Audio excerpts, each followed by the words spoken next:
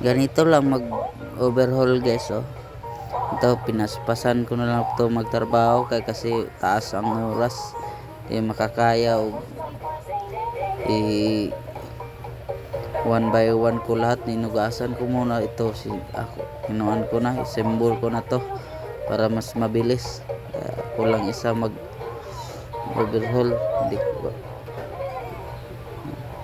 pag ako naka ganito to pack to ang pack. Tapos nigutan ko na pa, tapos ilagay ko na yung mga tornilyo ito pas tapos naman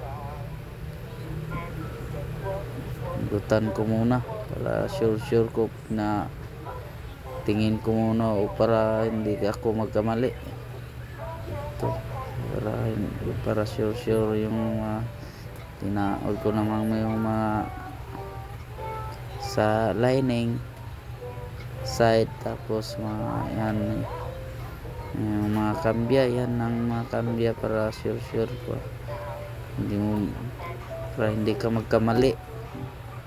Ito ginalagay ko na lang ang camera ko sa tapat sa kuan ko para hindi ako ito kasi nakahirapan ako magkalisod guys. Mga ganito na lang kasi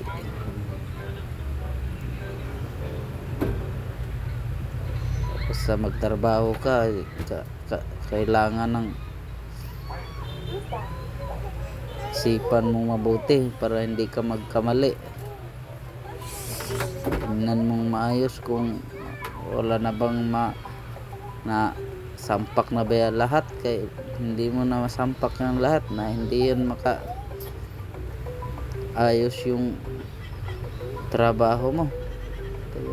Goods ba o hindi, alam mo namang basta magtrabaho ka, kailangan mo ng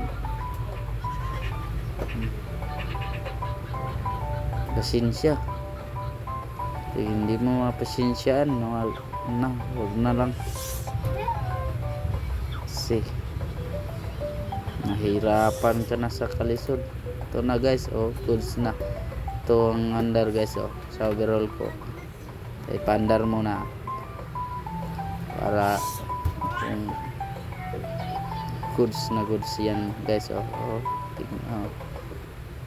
pinggan mo mabuti yan, parang walang tunog guys. Dahil yan parang hindi na brand new yung motor. Goods na goods, hindi ka na mahirapan sa kalisod. Ang lamig parang walang, hindi umaandar pero andar yan guys kasi bago yan na overhaul. Yun lang guys, share and follow.